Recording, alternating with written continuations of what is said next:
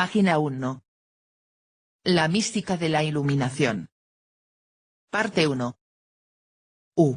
G. Krishnamurti.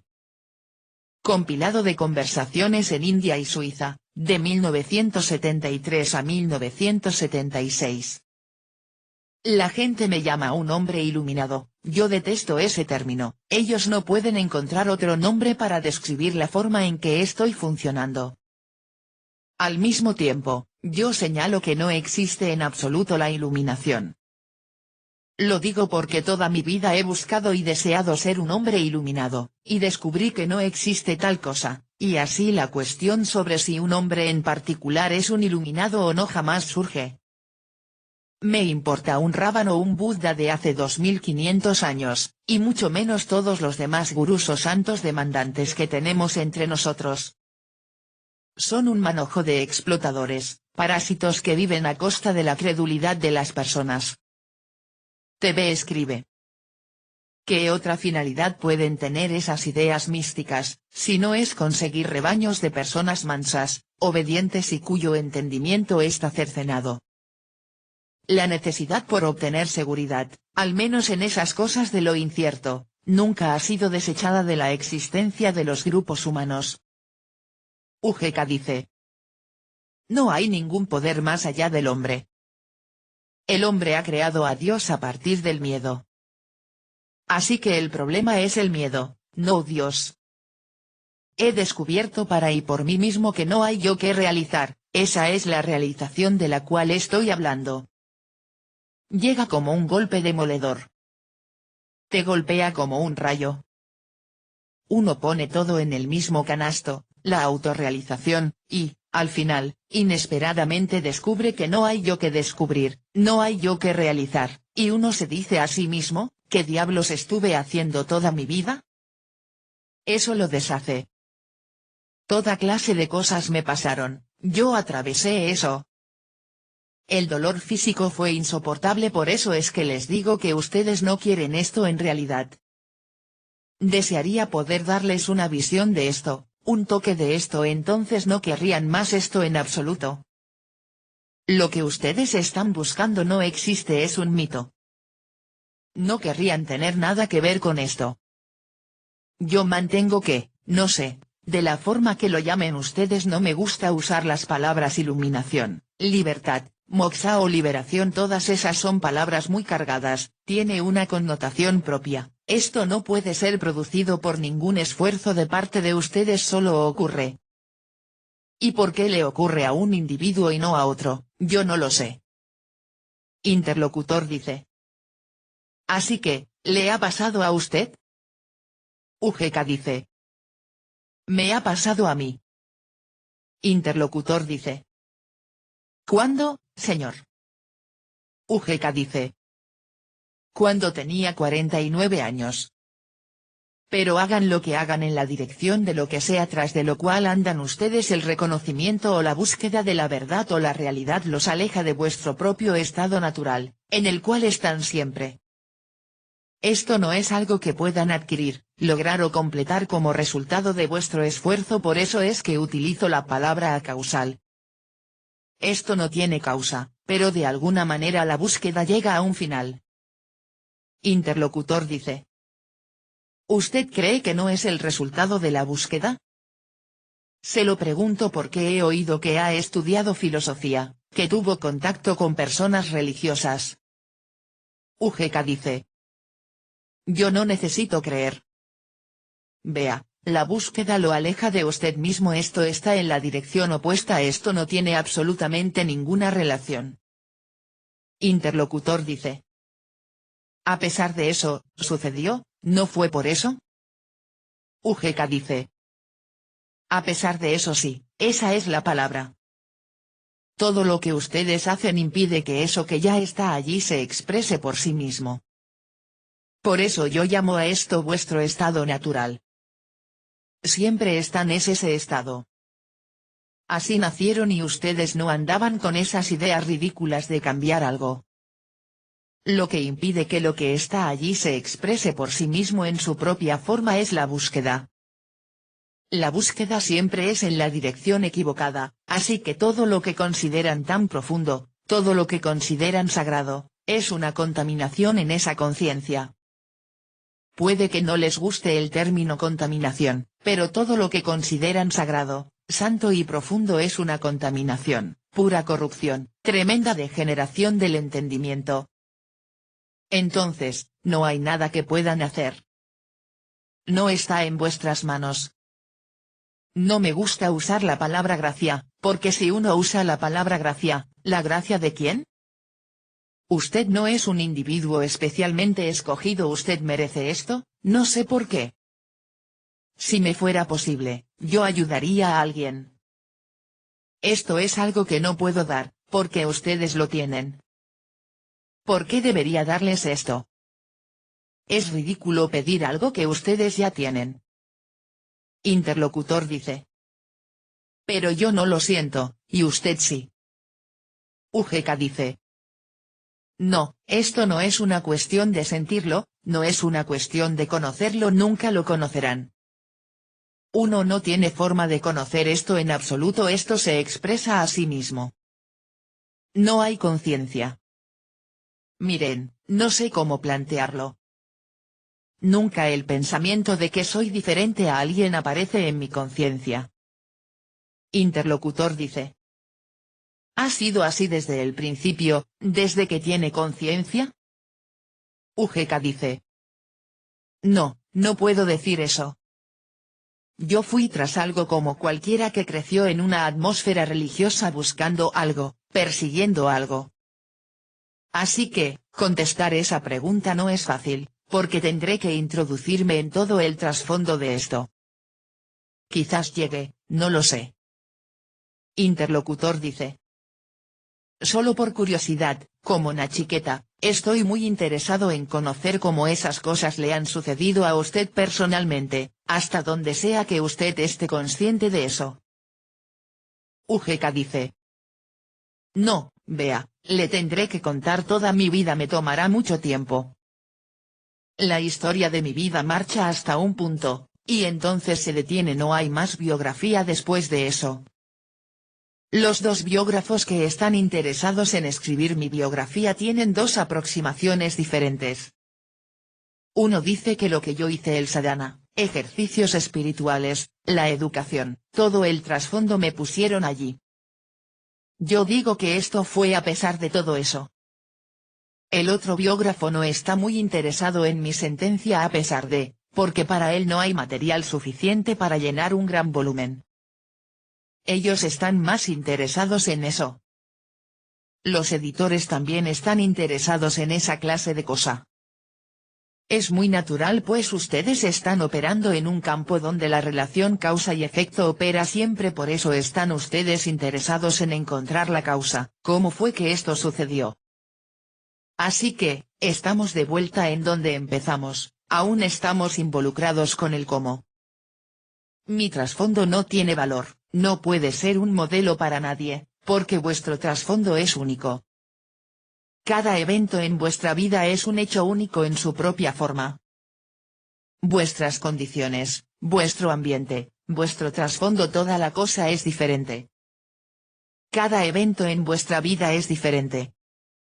Interlocutor dice. No busco un modelo para darle al resto del mundo, no lo estoy preguntando desde ese ángulo. Vemos una estrella, vemos el sol, vemos la luna, esto es como eso, no que yo vaya a pretender imitarlo. Puede tener relevancia, quién sabe. Por eso fue que dije que soy Nachiqueta, no quiero irme de aquí sin conocer la verdad de usted. UGK dice. Usted necesita un Yama Dharmaraja que conteste vuestras preguntas. Interlocutor dice. Si no le molesta, sea mi Yama Dharmaraja. UGK dice. A mí no me molesta. Ayúdeme. Mire, no tengo ayuda, no sé dónde comenzar. ¿Dónde terminar? Sí sé. Creo que voy a tener que contar toda la historia de mi vida. Interlocutor dice. No nos molesta escuchar. UGK dice. No se me ocurre nada. Interlocutor dice. Necesita ser inspirado. UGK dice. No estoy inspirado, y soy la última persona para inspirar a alguien. Voy a tener que contarle, para satisfacer vuestra curiosidad, el otro lado, el lado barato de mi vida. Nació el 9 de julio de 1918 en el sur de la India en una familia brahmin de clase media alta. Siendo el apellido de la familia Uppaluri, le fue dado el nombre de Uppaluri Gopala Krishnamurti. Su madre murió poco después de darlo a luz, y él creció con sus abuelos maternos en el pequeño pueblo de Gudivada, cerca de Masulipatam. Crecí en una atmósfera muy religiosa. Mi abuelo era un hombre muy culto. Conoció a Blavatsky, la fundadora de la Sociedad Teosófica, a Olcott y, más luego, a la segunda y tercera generación de teósofos. Todos ellos visitaron nuestra casa. Él fue un gran abogado, un hombre muy rico, un hombre muy culto y, muy extrañamente, un hombre muy ortodoxo. Era una mezcla un poco rara, la ortodoxia, la tradición, por un lado, y, lo opuesto, la teosofía y todo eso, por el otro. No logró establecer un buen balance. Ese fue el comienzo de mi problema. Solían decirle a Uge que su madre había dicho, justo antes de morir, que él había nacido para alcanzar un destino inmensurablemente elevado. Su abuelo tomó esto muy en serio y renunció a sus prácticas legales para dedicarse por completo a la crianza y educación de Uge. Sus abuelos y los amigos de estos estaban convencidos de que él era un yoga brahsta, uno que se había quedado a unos pocos pasos de la iluminación en su vida pasada. Él tenía hombres doctos en su nómina, y se dedicó, por alguna razón no quiero entrar en el asunto, a crear una atmósfera profunda para mí y para educarme en la forma correcta, inspirado por los teósofos y todo el resto. Y así, cada mañana, aquellos tipos vendrían y leerían los Upanishads, Panchadasi, Niskarmya Siddhi, los comentarios de los comentarios, todo eso, desde las 4 hasta las 6 en punto, y este niño de 5, 6 o 7 años no lo sé, tenía que escuchar toda esa porquería, esa basura inútil.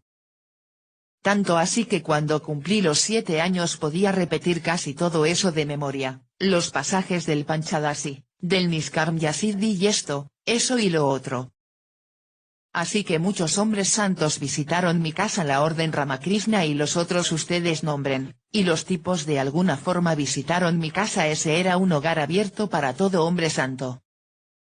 Entonces, algo que descubrí cuando era muy joven es que eran todos unos hipócritas, decían algo, creían algo, y sus vidas estaban vacías, nada. Ese fue el comienzo de mi búsqueda. Mi abuelo solía meditar. Ya ha muerto, y no quiero decir nada malo sobre él. Solía meditar 1 o 2 horas en una sala de meditación aparte. Un día un pequeño, de 1 año y medio o 2, empezó a llorar por alguna razón. Este tipo vino y molió a palos al niño y este hombre. ¿Lo ven? Meditando 2 horas por día. Miren. ¿Qué es lo que ha hecho? Eso planteó una suerte de, no quiero usar el término psicológico, pero no hay escape de él, experiencia traumática. Debe haber algo raro con todo el asunto de la meditación. Sus vidas son frívolas, vacías. Hablan maravillosamente, expresan las cosas de una forma muy bella, pero, ¿qué hay sobre sus vidas? Tienen este miedo neurótico en sus vidas, dicen algo, pero ese algo no opera en sus vidas. ¿Qué hay de malo en ellos? No que yo me erija en juez de estas personas. Y las cosas siguieron y siguieron, así que me involucré con estas cosas. ¿Hay algo de realidad en lo que ellos profesan? El Buda, Jesús, los grandes maestros. Todos están hablando sobre moksha, liberación, libertad. ¿Qué es eso? Quiero conocerlo por mí mismo. Todos esos tipos son inútiles, pero debe haber alguien en este mundo que sea una encarnación y un apóstol de todas aquellas cosas. Si hay uno, quiero encontrarlo. Entonces pasaron un montón de cosas. Por aquellos días había un hombre llamado Sivananda Saraswati, era el evangelista del hinduismo. Entre los 14 y los 21, estoy salteándome muchos eventos innecesarios, solía ir allí y reunirme con él muy seguido, e hice de todo, todas las austeridades. Yo era tan joven, pero estaba decidido a descubrir si había algo como moksha, y quería ese moksha para mí. Quería probarme a mí mismo y a los demás que no podía haber hipocresía en esas personas, son todos unos hipócritas, así que practiqué yoga, practiqué meditación, me paré de cabeza, dormí con los pies arriba, lo estudié todo. Experimenté cada una de las experiencias de las que los libros hablaban: samadhi, super samadhi, nirvikalpa samadhi, todas. Entonces me dije a mí mismo: el pensamiento puede crear cualquier experiencia que desees, felicidad, beatitud, éxtasis, disolución en la nada, todas esas experiencias. Así que, esta no puede ser la cuestión, porque yo soy la misma persona, sigo siendo lo mismo, mecánicamente practicando estas cosas. La meditación no tiene valor para mí. Esto no me está conduciendo a ninguna parte. Entonces, vean, el sexo se convirtió en un problema tremendo para mí. Un ser humano joven, es algo natural, un asunto biológico, una urgencia en el cuerpo humano. Sentía ganas, era un ardor, una urgencia. ¿Por qué todas estas personas quieren negar el sexo y suprimir algo tan natural, algo que está relacionado con todo, en orden a obtener alguna otra cosa? Esto es más real, más importante para mí que moksha y liberación y todo eso. Esto es una realidad. Pienso en dioses y diosas y tengo sueños eróticos, tengo esto en mí. ¿Por qué debería sentirme culpable? Es algo natural, no tengo control sobre esta cosa que está sucediendo. La meditación no me ha ayudado, el estudio no me ha ayudado, mis disciplinas no me han ayudado. Nunca toqué sal, nunca toqué pimientos ni ningún condimento. Entonces un día encontré a este hombre Sivananda comiendo mangos en vinagre a puertas cerradas, dándose un atracón ahí encerrado, cuando delante de otros declaraba ser un santo. He aquí un hombre que se ha negado todo con la esperanza de obtener algo, pero este tipo no puede controlarse a sí mismo. Es un hipócrita. No me interesa hablar mal de él, esta clase de vida no es para mí. Interlocutor dice. Entre los 14 y los 21 años, ha dicho, sintió una gran necesidad de sexo. ¿Se casó entonces? UGK dice. No, no me apuré, dejé que eso siguiera. Quise experimentar la urgencia de sexo. Supongamos que uno no hace nada, ¿qué pasa con eso? Quise comprender la cuestión, ¿por qué quiero permitir esos autoerotismos? No sé nada sobre el sexo, entonces, ¿por qué tengo todo tipo de imágenes sexuales? Esta era mi pregunta, esta era mi meditación: no sentarme en la postura del loto o pararme sobre mi cabeza, caminar en 4 patas, poner los ojos en blanco o contorsionarme como gusano sobre las brasas. ¿Cómo es que puedo formar esas imágenes? Nunca fui al cine, nunca miré esos, ya saben, ahora tiene toda clase de afiches, ¿cómo es esto? Es algo adentro, no puesto desde afuera. Lo exterior es estimulante, la estimulación viene de afuera. Pero hay otra clase de estimulación desde el interior, esto es más importante para mí. Yo puedo eliminar todas las estimulaciones externas con éxito, pero, ¿cómo puedo eliminar las que vienen del interior? Quería descubrir todo eso.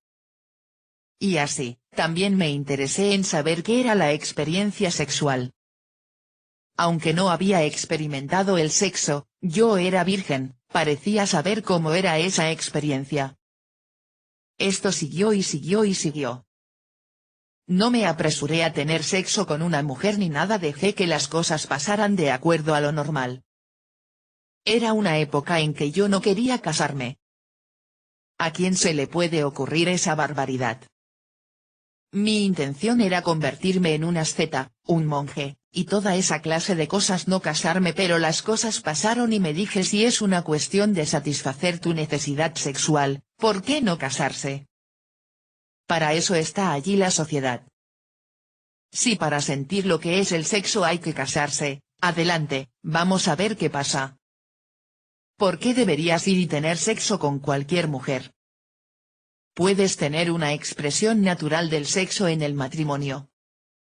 Llegué a un punto cuando tenía 21 años donde sentí muy intensamente que todos los maestros Buda, Jesús, Sri Ramakrishna, todos ellos se engañaron a sí mismos y engañaron a todos. Así no puede ser el asunto. ¿Acaso no sintieron ellos ese ardor por experimentar el sexo? ¿Dónde está el estado que esas personas describen y del cual hablan? La descripción parece no tener nada que ver conmigo, con la forma en que estoy funcionando. Todos dicen no te enojes, yo estoy enojado todo el tiempo. Estoy lleno de actividades brutales en mi interior, así que eso es falso. Lo que estas personas me están diciendo que yo debería ser es algo falso, y porque es falso va a falsificarme. No quiero vivir la vida de una persona falsa. Soy codicioso, y ellos están hablando de no codicia. ¿Hay algún error en alguna parte? Esta codicia es algo real, algo natural para mí, de lo que ellos hablan es de algo no natural. Así, hay un error en alguna parte. Pero yo no estoy dispuesto a cambiar, a falsificarme, por la causa de estar en un estado de no codicia. Mi codicia es una realidad para mí. Yo viví en medio de personas que hablan de esto hasta el cansancio, todos son falsos, yo puedo asegurárselos, una pandilla de mentirosos. Entonces, de alguna manera, lo que ustedes llaman náusea existencialista, no usaba esas palabras por aquellos días, pero ahora resulta que conozco esos términos. Reacción contra todo lo sacro y todo lo sagrado, fue penetrando en mi sistema y tiró todo lo demás afuera. No más locas, no más religión, no más prácticas, no hay nada allí, pero lo que hay aquí es algo natural. Soy un bruto, soy un monstruo, estoy lleno de violencia, esto es realidad. Estoy lleno de deseo. No deseo, no codicia, no enojo, esas cosas no tienen significado para mí, son falsos, y no solo eso, sino que me están haciendo falso. Así que me dije, terminé con todo el negocio, pero esto no es tan simple. Luego vino alguien, y estuvimos discutiendo todas estas cosas. Me clasificó casi un ateo, pero no un ateo practicante, escéptico de todo, hereje de la cabeza a los pies. Me dijo, hay un hombre aquí, en alguna parte de Madras, en Tiruvannamalai, llamado Ramana Maharshi. Ven, vamos a ver a ese hombre. Es una personificación viviente de la tradición hindú. Yo no quería ver a ningún hombre santo. Si has visto uno, los has visto a todos. Nunca fui de compras por ahí, buscando gente, sentándome a los pies de los maestros, aprendiendo algo, porque todos te dicen haz más y más de la misma cosa, y lo lograrás. Lo que obtenía eran más y más experiencias, y luego esas experiencias demandaban permanencia y no existe tal cosa. Así que, los hombres santos son todos unos farsantes, me están diciendo solo lo que está en los libros. Que yo puedo leer haz lo mismo una y otra vez, no quiero eso. Experiencias, no quiero. Están tratando de compartir una experiencia conmigo. No estoy interesado en ninguna experiencia y menos en las de ellos, turba de hipócritas. En lo que respecta a experiencias, para mí no hay diferencias entre la experiencia religiosa y la experiencia sexual, o cualquier otra clase de experiencia. La experiencia religiosa es como cualquier otra experiencia. Yo no estoy interesado en experimentar Brahman, no estoy interesado en experimentar la realidad, no estoy interesado en experimentar la verdad. Ellos pueden ayudar a otros pero no pueden ayudarme a mí. No me interesa hacer más de lo mismo, lo que he hecho es suficiente.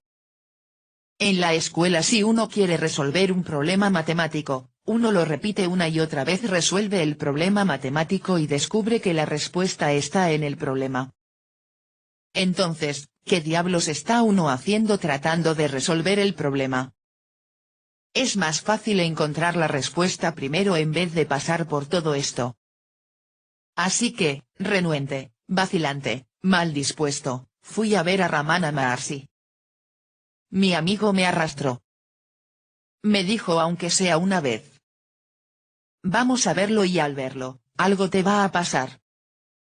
Me habló sobre eso y me dio un libro, Searching Secret India de Paul Brunton, y leí el capítulo dedicado a este hombre. Está bien, no me molesta, vayamos y veamos. Ese hombre estaba sentado. Ya por su presencia pensé, ¿qué? Este hombre, ¿cómo puede ayudarme? Este tipo que está leyendo tiras cómicas, cortando verduras, jugando con esto, eso o lo otro, ¿cómo puede ayudarme este hombre? No puede ayudarme. De cualquier forma, me senté allí. No sucedió nada, yo lo miré, y él me miró. En su presencia uno se siente silencioso, las preguntas desaparecen, su mirada lo cambia a uno. Todo eso siguió siendo una historia, pura fantasía para mí. Me senté allí. Tenía muchísimas preguntas en mi interior, preguntas tontas. Entonces, las preguntas no desaparecieron. Llevo sentado aquí 2 horas, y las preguntas están todavía aquí. Está bien, preguntémosle algo porque por entonces yo deseaba mucho moksha. Esta parte de mi trasfondo, moksha, yo lo quería. ¿Es usted supuestamente un hombre liberado? No le dije eso. ¿Puede darme lo que tiene? Le hice esa pregunta, pero no contestó, así que luego de un tiempo le repetí la pregunta. Estoy preguntando lo que sea que tenga, ¿puede dármelo a mí? Y él dijo, puedo dárselo, pero, ¿puede usted tomarlo? Señores. Por primera vez este tipo dice que tiene algo y que yo no puedo tomarlo. Nadie antes me había dicho puedo dárselo, pero este hombre dijo puedo dárselo, pero, ¿puede tomarlo? Entonces me dije a mí mismo, si existe algún individuo en este mundo que puede tomarlo, ese soy yo, porque he practicado tanta sadhana, 7 años de sadhana. Él puede pensar que no puedo tomarlo, pero sí puedo. Si yo no puedo tomarlo, ¿quién puede? Así pensaba en esa época. Tenía tanta confianza en mí mismo. No me quedé con él, no leí ninguno de sus libros, le pregunté algunas cosas más. ¿Puede uno ser libre algunas veces, y no libre otras? Él dijo o es libre, o no lo es en absoluto. Hubo otra pregunta que no recuerdo. Me contestó de una forma muy extraña, no hay pasos que lo guíen hacia eso. Pero yo ignoré todo eso. Esas preguntas no me importaban, las respuestas no me interesaban en absoluto. Pero esta pregunta, ¿puede usted tomarlo? Qué tipo arrogante. Esa era mi impresión. Porque no puedo tomarlo, lo que sea que eso fuera. ¿Qué es eso que él tiene? Esa era mi pregunta, una pregunta natural. Así que, la pregunta se formuló sola, ¿qué es ese estado en el cual todas estas personas estaban? Buda, Jesús y toda la pandilla. Ramana está en ese estado, se supone, no lo sé, pero ese tipo es como yo, un ser humano. ¿En qué se diferencia de mí? Lo que los demás dicen o lo que él está diciendo no me importa, cualquiera puede hacer lo que él está haciendo. ¿Qué hay allí? No puede ser tan diferente a mí.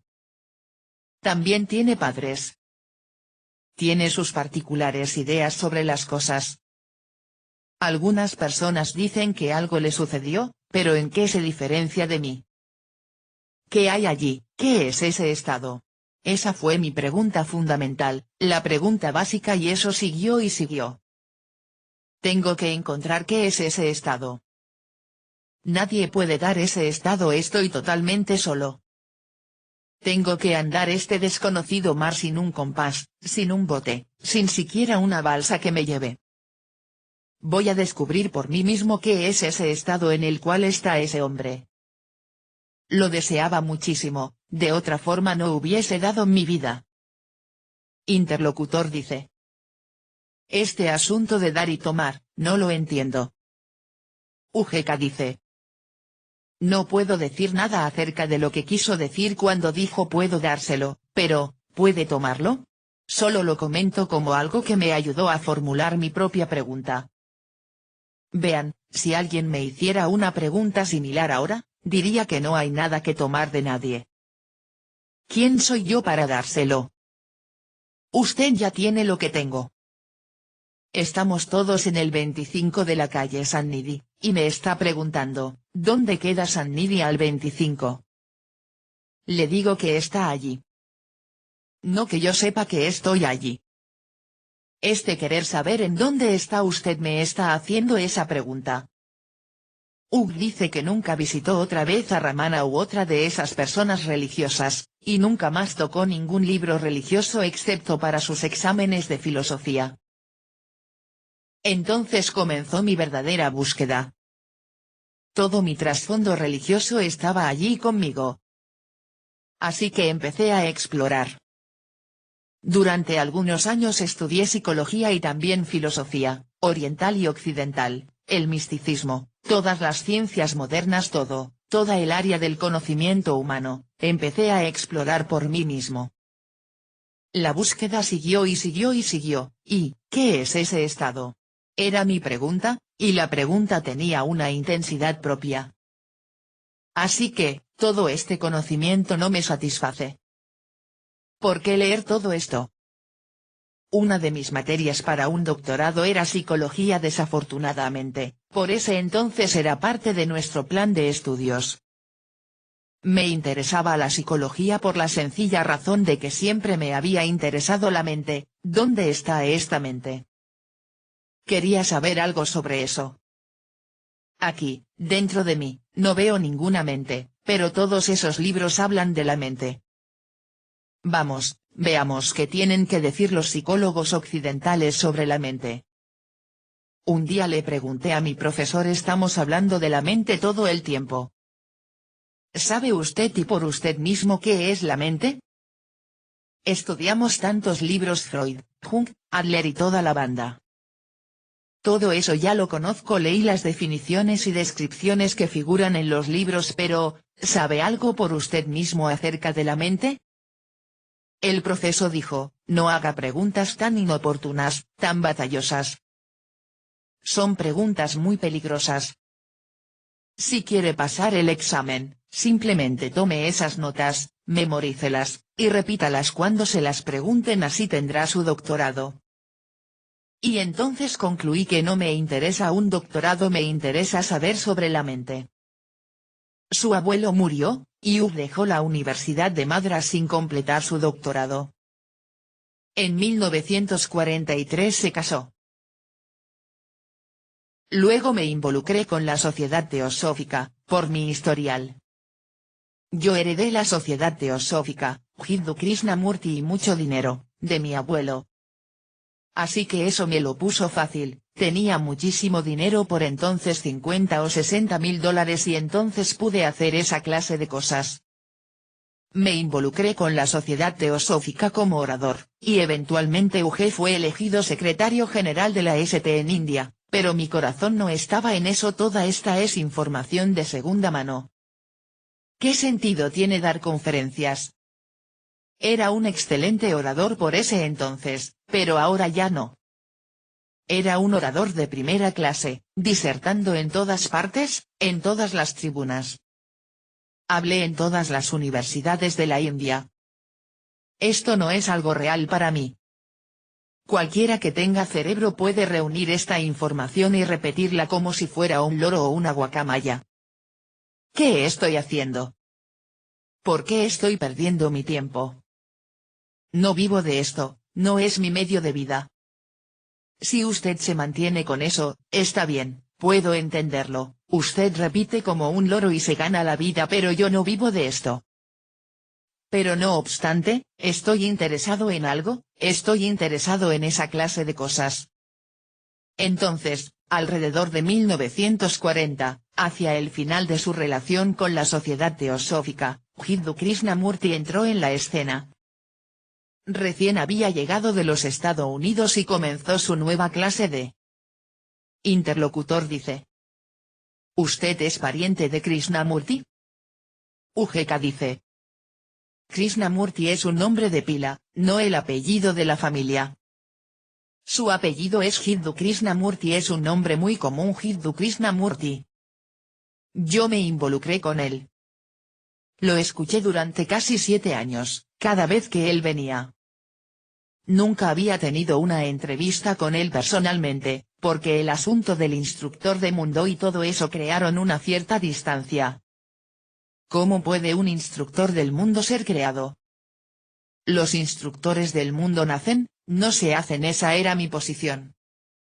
Conocí todo el trasfondo, todo el asunto. No fui parte del círculo más íntimo, siempre estuve en la periferia, nunca quise involucrarme.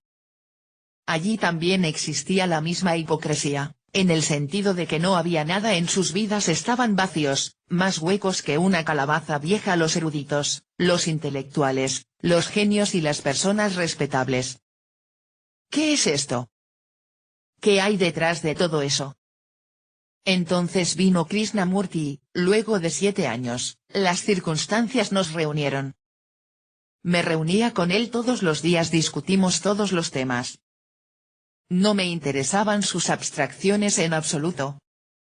Su enseñanza no me interesaba para nada.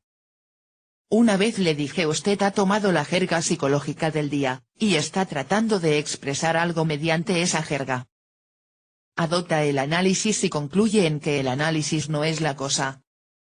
Esta clase de análisis solo está paralizando a la gente, no la está ayudando. Esto me está paralizando. Mi pregunta fue siempre la misma: ¿qué es lo que usted tiene? Las abstracciones que me está presentando, no estoy interesado en ellas. ¿Hay algo detrás de esas abstracciones? ¿Qué? De alguna forma siento, no sé por qué, que lo que está detrás de las abstracciones es lo que estoy buscando. Por alguna razón siento, puede ser mi propia proyección, que usted, para usar un símil familiar, tradicional, quizás no ha probado el dulce, pero al menos usted parece haber visto el dulce. Por la forma en que usted está describiendo las cosas, me parece que al menos ha visto el dulce, pero no me consta que usted lo haya probado. Así que peleamos durante años y años. Había ciertas diferencias personales entre nosotros. Yo quería algunas respuestas directas, honestas de él, las cuales no dio, por sus propias razones.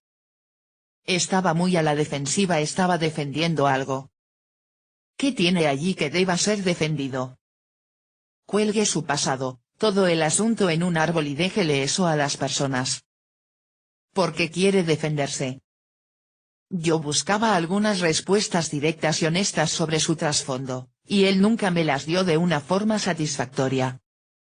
Y entonces, hacia el final, insistí: vamos, ¿hay algo detrás de las abstracciones que usted me está presentando? Y ese tipo dijo: usted no tiene forma de conocerlo por sí mismo. Asunto terminado, ese fue el final de nuestra relación. Si no tengo forma de conocerlo, usted no tiene forma de comunicarlo. ¿Qué diablos estamos haciendo aquí? Desperdicié 7 años. Adiós, no quiero volver a verlo. Y me fui. Fue probablemente por estos días cuando U comenzó a experimentar ciertos poderes psíquicos.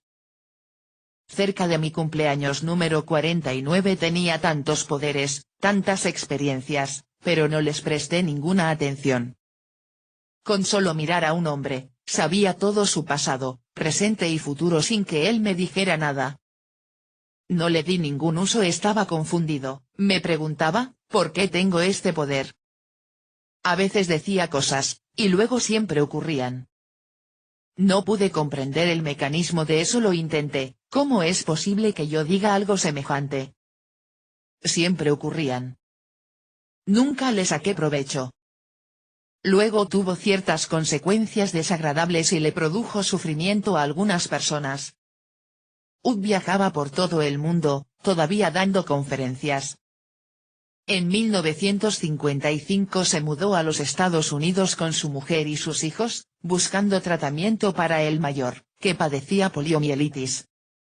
Para 1961 su dinero se había terminado, y comenzó a sentir un tremendo trastorno que no pudo y no quiso controlar, el cual luego de 6 años terminaría en la calamidad, así llama él a su entrada en el estado natural. Su matrimonio se rompió. Puso a la familia en un avión y los mandó a la India, mientras que él partió rumbo a Londres. Llegó sin un centavo y comenzó a vagar por la ciudad. Durante 3 años vivió paseando por las calles. Para sus amigos, él se precipitaba temerariamente cuesta abajo, pero según él su vida le parecía perfectamente natural.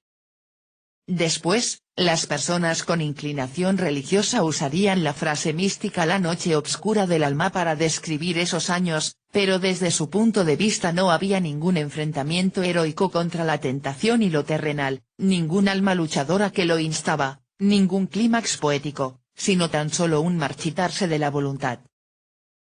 Después de eso fue como si no tuviera cabeza. ¿Dónde está mi cabeza? ¿Tengo cabeza o no? La cabeza parece estar allí. ¿De dónde vienen estos pensamientos? Esa era mi pregunta. La cabeza estaba ausente, y solo daba vueltas por ahí. No había voluntad para hacer nada, era como una hoja llevada de aquí para allá, por todas partes, llevando una vida sin sentido. Eso siguió y siguió y siguió. Al final no sé lo que pasó, un día me dije esta clase de vida no es buena. Era prácticamente un vagabundo, viviendo de la caridad de algunas personas y no sabiendo nada de nada. No había voluntad, no sabía lo que hacía, estaba prácticamente loco. Estaba en Londres, vagando por las calles sin lugar para vivir, vagando toda la noche. Los policías siempre me paraban, ¿no tiene dónde vivir? Lo meteremos en la cárcel. Así que, esa era la vida que llevaba por entonces. Durante el día iba y me sentaba en el Museo Británico, me daban una entrada. ¿Qué podía leer en el Museo Británico? No me interesaba la lectura en absoluto, ningún libro me interesaba, pero para simular que estaba allí para leer algo, acostumbraba a leer El tesauro de la jerga de las calles, Los hombres de la clandestinidad, Los criminales, toda clase de jergas. Leía un rato para pasar el día, por la noche iría a alguna parte. Viví así durante algún tiempo. Un día estaba sentado en Hyde Park. Un policía vino y me dijo no puede quedarse aquí. Lo vamos a echar. ¿A dónde ir? ¿Qué iba a hacer? Sin dinero, creo que tenía solo 5 centavos en el bolsillo. Me vino una idea a la cabeza, ve a la misión Ramakrishna. Así nomás, esa idea salida de ninguna parte, quizás fue todo mi propia proyección. No tenía nada que hacer excepto vagar por las calles y ese tipo andaba tras de mí, así que tomé el metro hasta un punto donde no pude ir más lejos. De allí caminé hasta la misión para ver al Swami. Me dijeron no puede verlo ahora. Son las 10 de la noche. Él no lo atenderá, no atenderá a nadie en absoluto. Le dije al secretario que tenía que verlo.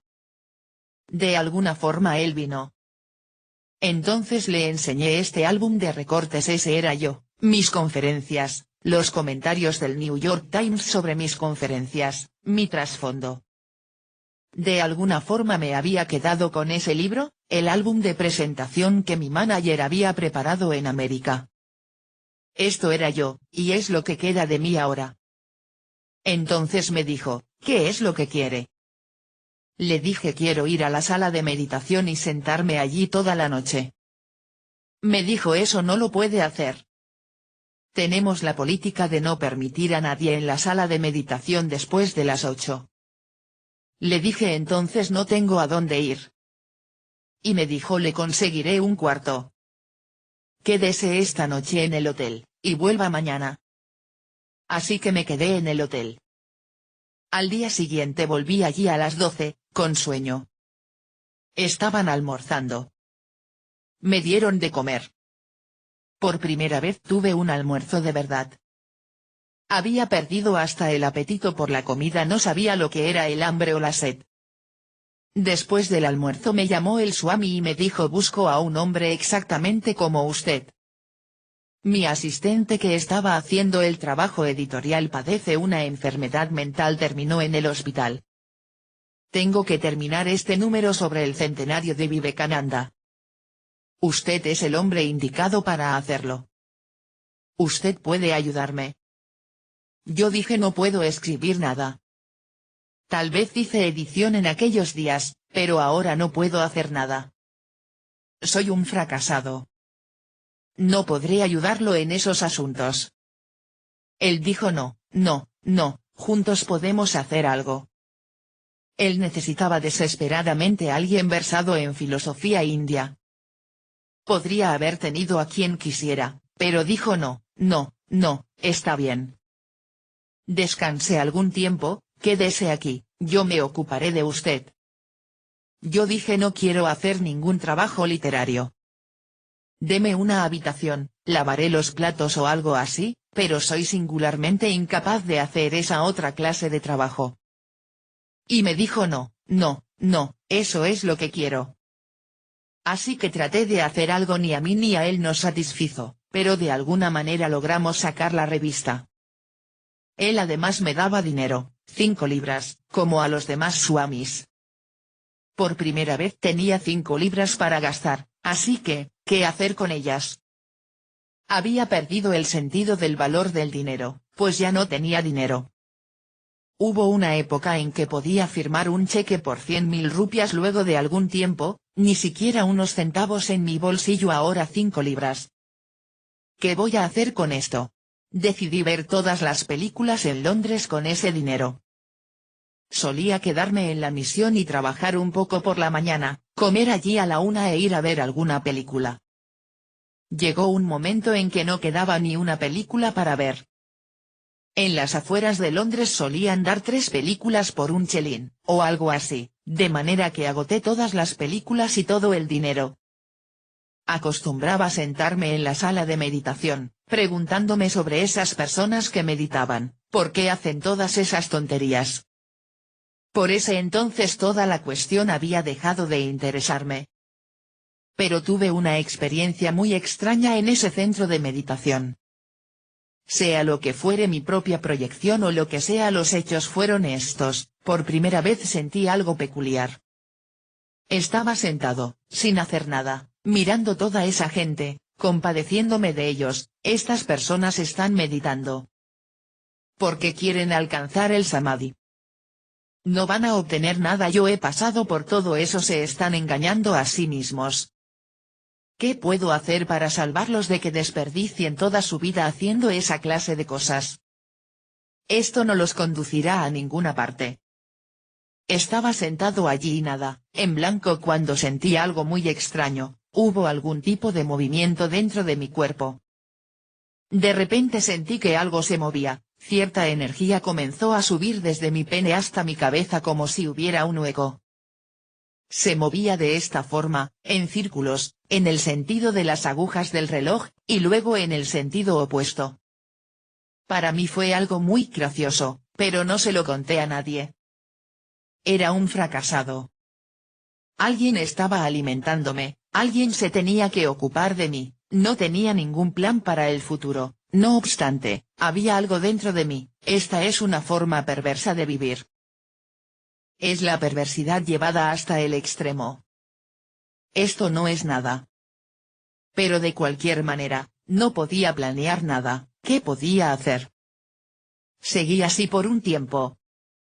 Luego de 3 meses me dije: me voy. No puedo hacer esta clase de cosas. Por último el Swami me dio algún dinero, 40 o 50 libras. Entonces decidí.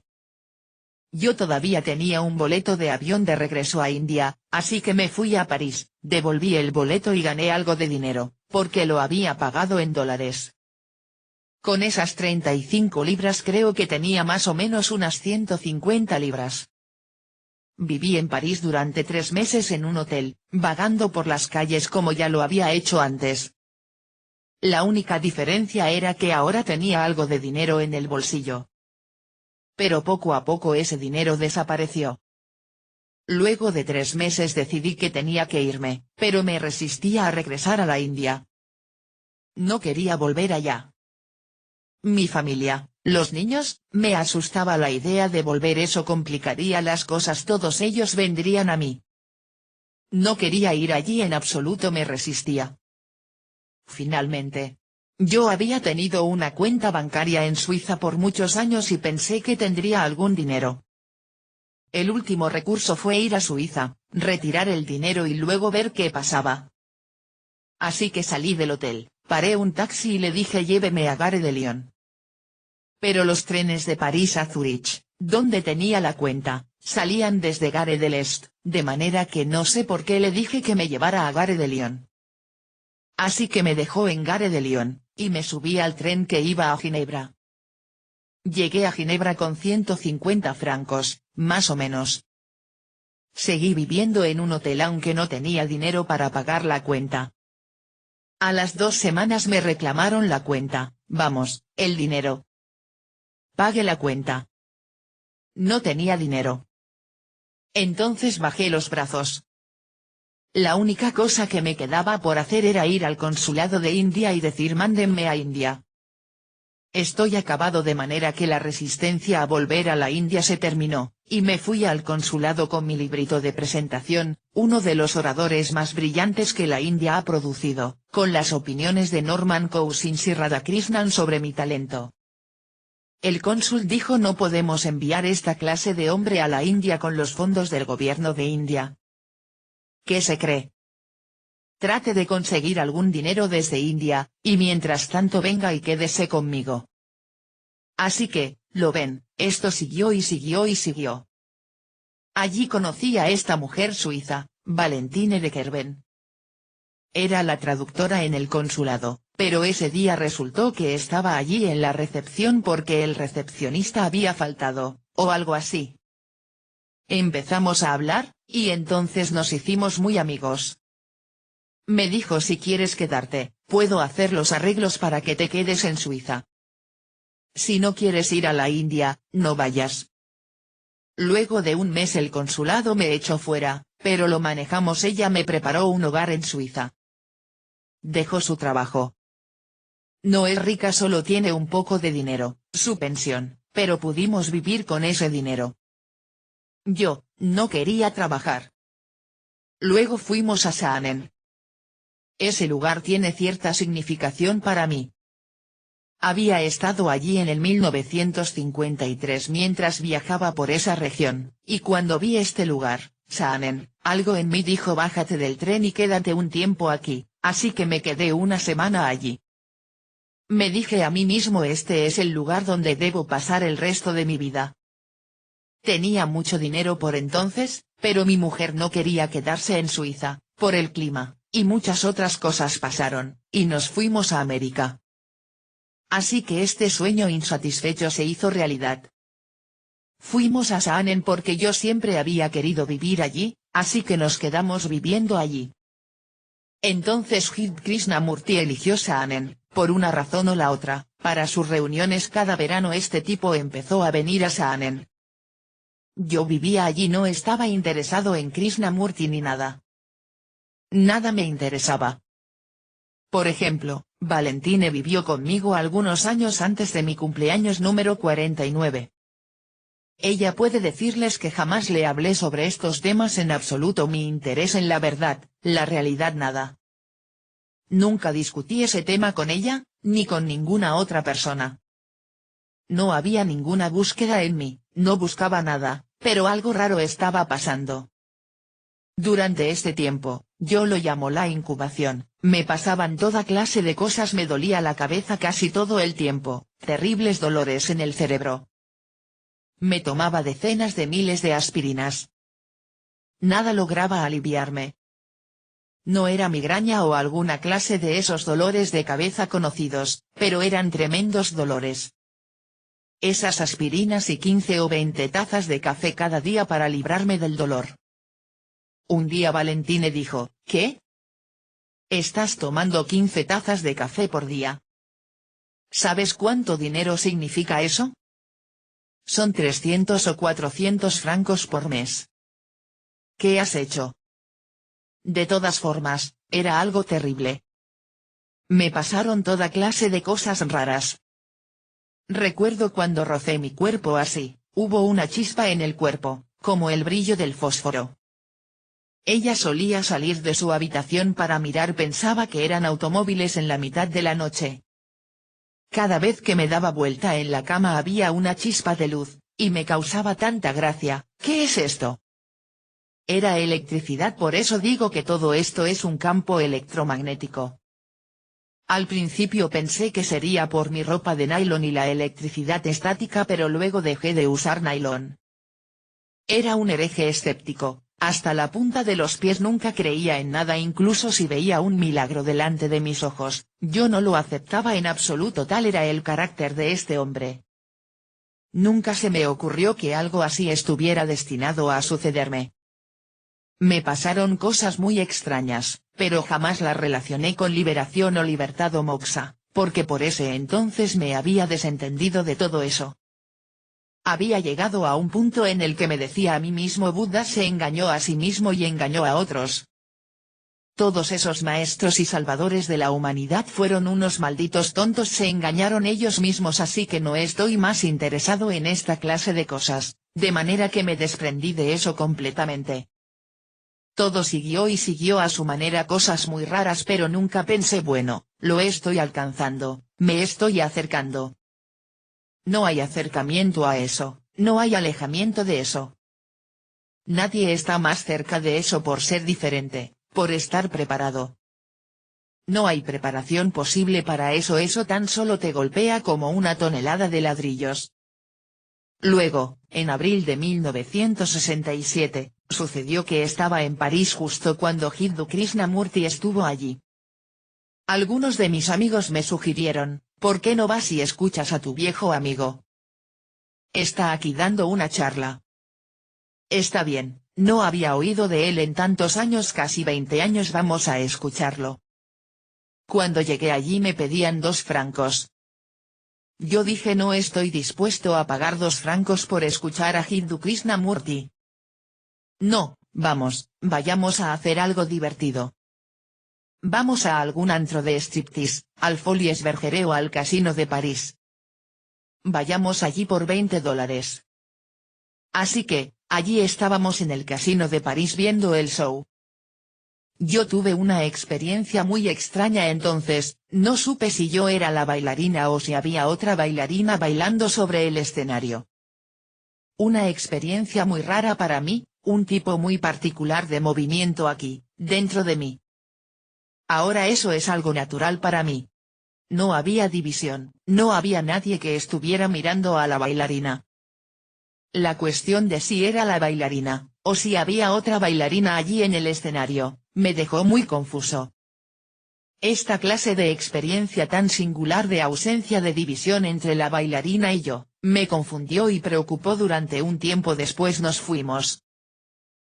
La pregunta, ¿qué es ese estado?, tenía una intensidad tremenda para mí, no una intensidad emocional, más trataba de encontrar una respuesta, más fallaba en encontrarla, y más intensidad tomaba la pregunta. Es como, siempre doy este símil, la cáscara de arroz. Si se enciende una pila de esta cáscara, arde por dentro, uno no ve fuego por fuera, pero cuando se la toca, por supuesto quema. Exactamente de esa forma la pregunta continuó y continuó y continuó, ¿qué es ese estado? Lo quería. Punto. Krishnamurti dijo: no tienes forma de obtenerlo, pero aún así quería saber qué era ese estado, el estado en el que estuvo Buda, Sankara, y todos esos maestros. Entonces, julio de 1967, comenzó otra etapa. Krishnamurti estaba otra vez allí en Saanen dando sus charlas. Mis amigos me arrastraron hasta allí y dijeron: al menos ahora es gratis. ¿Por qué no vienes y escuchas? Yo dije: está bien, voy a ir y escucharé. Cuando lo estaba escuchando, sucedió algo muy gracioso, una rara sensación de que él estaba describiendo mi estado y no su estado. ¿Por qué quería yo conocer su estado?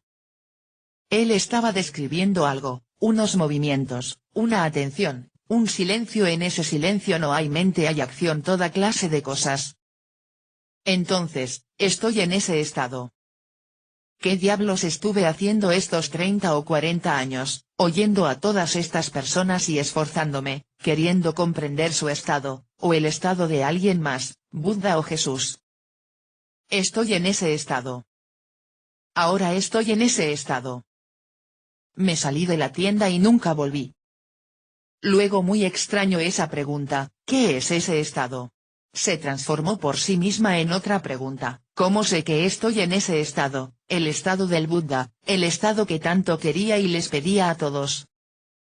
Estoy en ese estado, pero, ¿cómo lo sé? Al día siguiente, el cumpleaños número 49, estaba sentado en un banco debajo de un árbol observando uno de los más bellos paisajes del mundo, las 7 colinas y los 7 valles, de San Elan. Estaba sentado allí. No era que la pregunta estaba allí, todo mi ser era esa pregunta, ¿cómo sé que estoy en ese estado?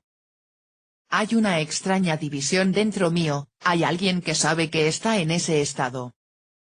El conocimiento de ese estado, lo que he leído, lo que he experimentado, lo que se ha hablado acerca de eso, es ese conocimiento el que está observando ese estado, así que es solo ese conocimiento el que ha proyectado ese estado. Me dije a mí mismo, date cuenta, viejo, en 40 años no has avanzado ni un paso, estás en la casilla número 1. Esto es solo el conocimiento que ha proyectado tu mente cuando hiciste esta pregunta. Estás en la misma situación preguntándote lo mismo, signo de interrogación abierta, ¿cómo lo sé? Porque es este conocimiento, la descripción que esas personas hicieron de ese estado, lo que ha creado este estado para ti. Te estás engañando. Eres un maldito tonto. Luego, nada. Pero aún quedaba una sensación muy singular de que ese era el estado. La segunda pregunta, ¿cómo sé que este es el estado? No tenía ninguna respuesta para esa pregunta, era como una pregunta en un remolino, seguía y seguía y seguía. Entonces inesperadamente la pregunta desapareció. Nada sucedió, la pregunta simplemente desapareció. No me dije a mí mismo, oh, mi Dios. He encontrado la respuesta. Incluso ese estado desapareció, el estado en el cual creía que estaba, el estado del Buda, de Jesús, hasta eso había desaparecido. La pregunta ha desaparecido. Todo el asunto terminó para mí, y eso es todo. De ahí en más, nunca me dije a mí mismo, ahora tengo la respuesta a todas esas preguntas. Ese estado del cual había dicho estoy en ese estado desapareció. La pregunta desapareció. Se acabó. No es vacío, no es vacuidad, no es ninguna de esas cosas, la pregunta desapareció de repente, y eso es todo. La desaparición de su pregunta fundamental, al descubrir que no tenía respuesta, fue un fenómeno fisiológico, dice, una repentina explosión en el interior, devastadora, cada célula, cada nervio, cada glándula en mi cuerpo. Y con esa explosión, la ilusión de que hay continuidad de pensamiento, que existe un centro, un yo enlazando los pensamientos, dejó de estar allí. Entonces el pensamiento no podía encadenarse. El encadenamiento se rompió, y una vez que se rompe se termina. Entonces no es una vez que el pensamiento explota, cada vez que el pensamiento surge, explota. Así que, esta continuidad llega al final, y el pensamiento cae en su ritmo natural. Desde entonces no tengo preguntas de ninguna clase, porque las preguntas no pueden permanecer más allí.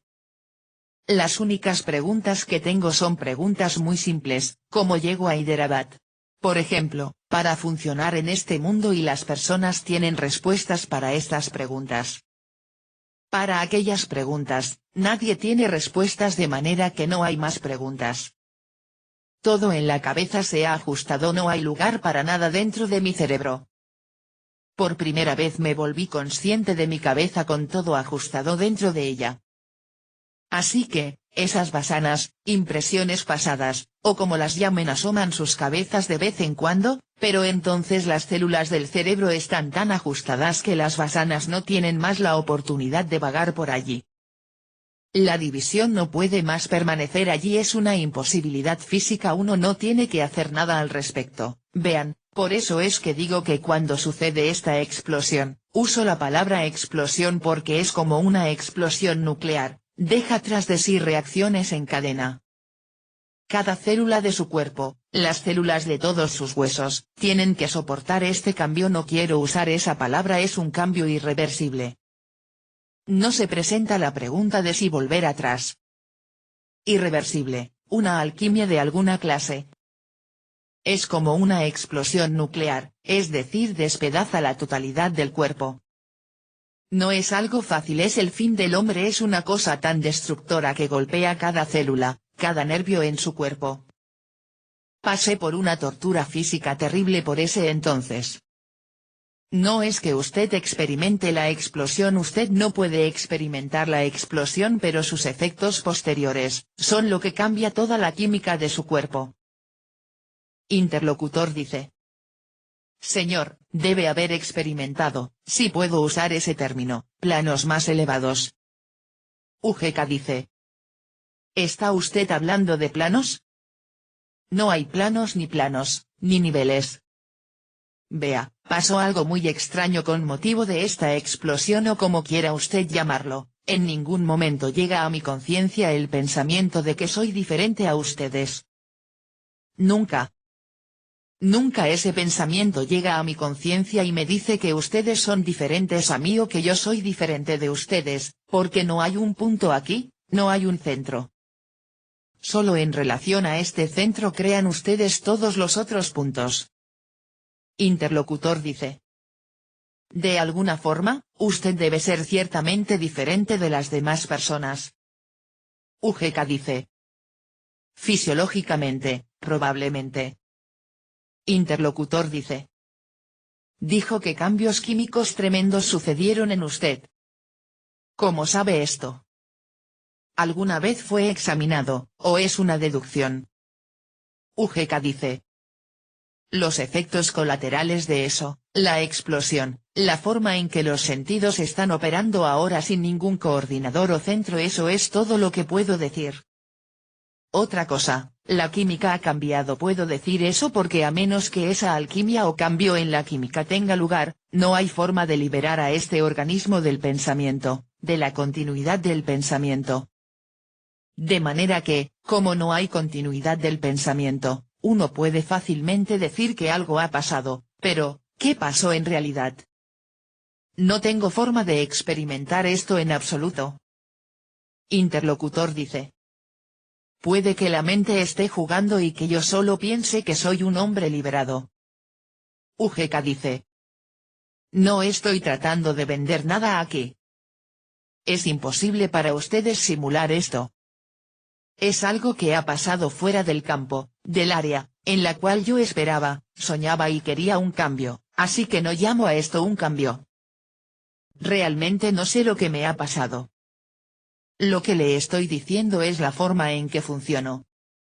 Parece haber alguna diferencia entre la forma en que usted está funcionando y la forma en que yo funciono, pero básicamente no puede haber ninguna diferencia. ¿Cómo puede haber diferencias entre usted y yo? No puede haber, pero por la forma en que tratamos de expresarnos, parece haber. Yo siento que hay alguna diferencia, ¿y cuál es esa diferencia? Es todo lo que estoy tratando de entender. Entonces, esta es la forma en que estoy funcionando. Hug notó, durante la semana que siguió a la explosión, cambios fundamentales en el funcionamiento de sus sentidos. El último día su cuerpo atravesó un proceso de verdadera muerte física, Nirvikalpa Samadhi, y los cambios se volvieron permanentes. Luego comenzaron los cambios desde el día siguiente en adelante, durante 7 días cada día un cambio. Primero descubrí la suavidad de la piel, el parpadeo de los ojos se detuvo, y luego cambios en el gusto, el olfato y la audición. Noté esos 5 cambios. Quizás ya estaban allí desde antes, y yo solo los observé por primera vez. El primer día, noté que mi piel era suave como la seda y tenía un raro resplandor, de color dorado. Me estaba afeitando, y cada vez que trataba de hacerlo la hoja resbalaba. Cambié de navaja, pero no sirvió de nada. Toqué mi rostro. Mi sentido del tacto había cambiado, también la forma en que sostenía la navaja. Especialmente mi piel era suave y tenía este resplandor dorado. No lo relacioné con nada en particular, yo solo lo observé. El segundo día, me di cuenta por primera vez que mi mente se hallaba en lo que llamo el écluché d'estate. Sin traducción posible, utilizando el símil de un automóvil, Hugh indica que su mente había pisado el embrague, por lo cual el pensamiento no producía movimiento alguno. Nota del traductor. Estaba arriba en la cocina y Valentine había preparado sopa de tomate. Miré la sopa, y no sabía lo que era. Ella me dijo que era sopa de tomate, y yo la probé, y la reconocí. Así es como sabe la sopa de tomate. Entonces me tomé la sopa, y volví a este extraño estado de la mente, aunque estado de la mente no es el término adecuado, era un estado de no mente en el cual olvidé de nuevo. Otra vez pregunté, ¿qué es esto? De nuevo ella contestó que era sopa de tomate. Otra vez la probé. Otra vez la tomé y lo olvidé.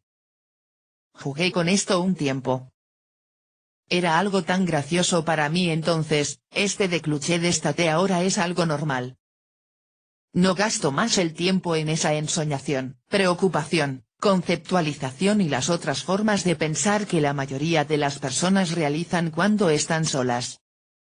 Mi mente solo se conecta cuando existe la necesidad, de hecho, cuando ustedes hacen preguntas, o cuando tengo que arreglar el grabador o algo así. El resto del tiempo mi mente permanece en el écluché d'estate. Por supuesto ahora tengo de vuelta mi memoria, al principio la perdí, pero ahora la tengo de vuelta. Mi memoria permanece en el trasfondo y solo entra en el juego cuando se la necesita, automáticamente.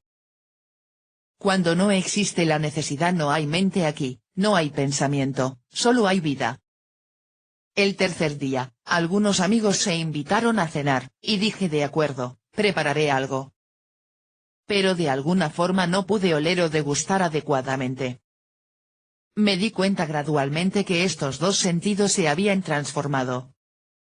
Cada vez que algún perfume entraba en mi nariz irritaba mi centro olfativo de igual forma, ya sea que viniera de la esencia más cara o de excremento de vaca, era la misma irritación.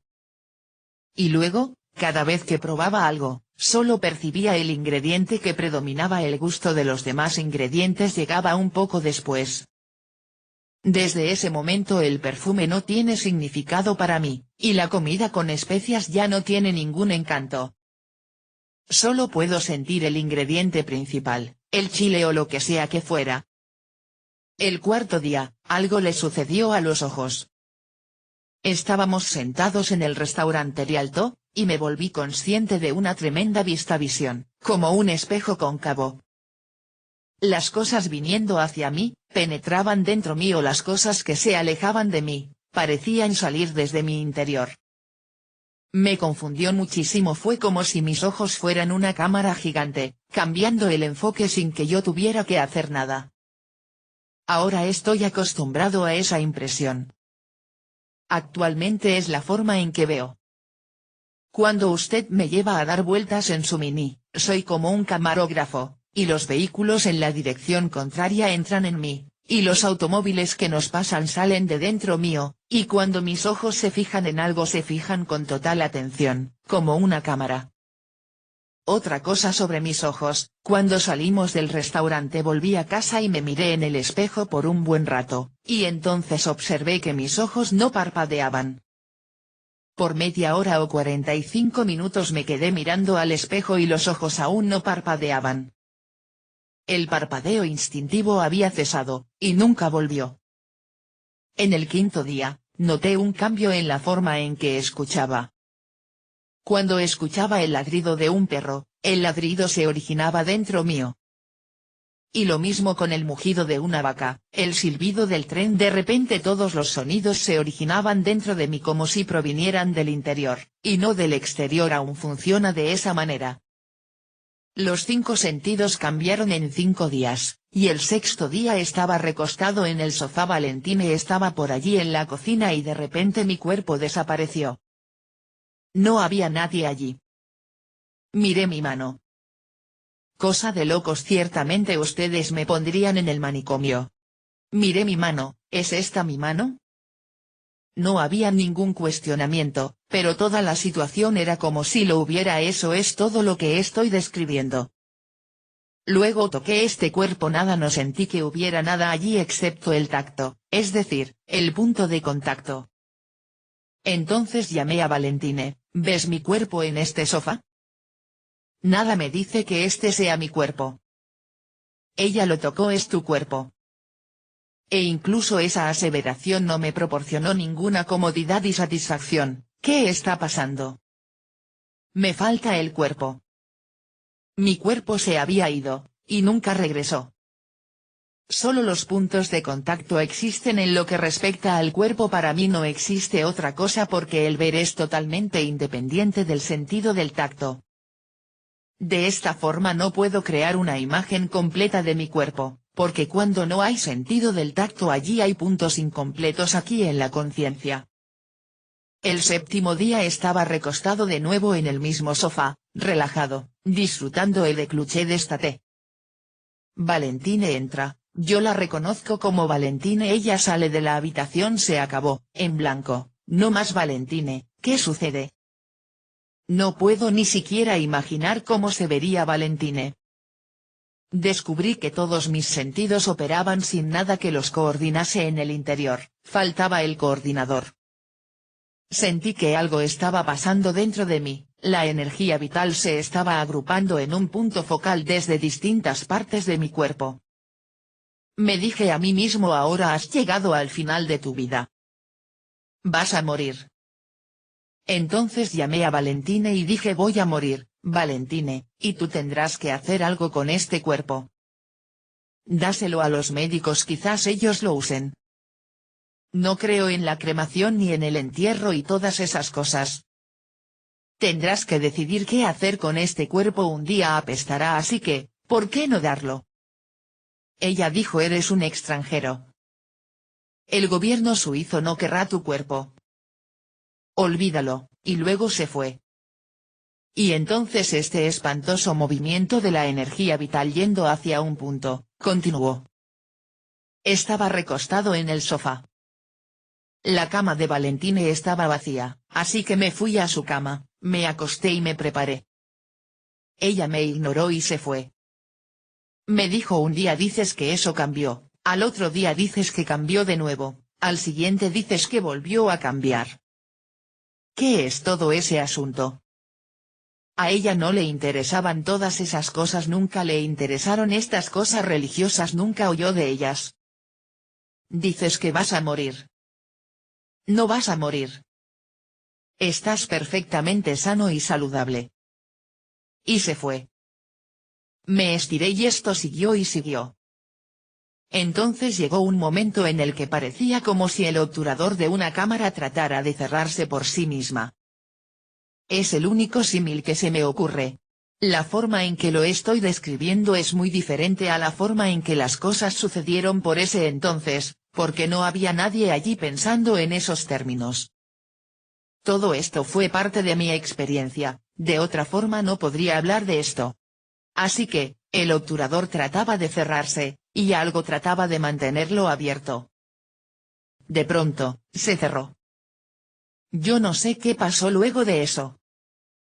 Ese proceso continuó por unos 49 minutos, ese proceso de morir.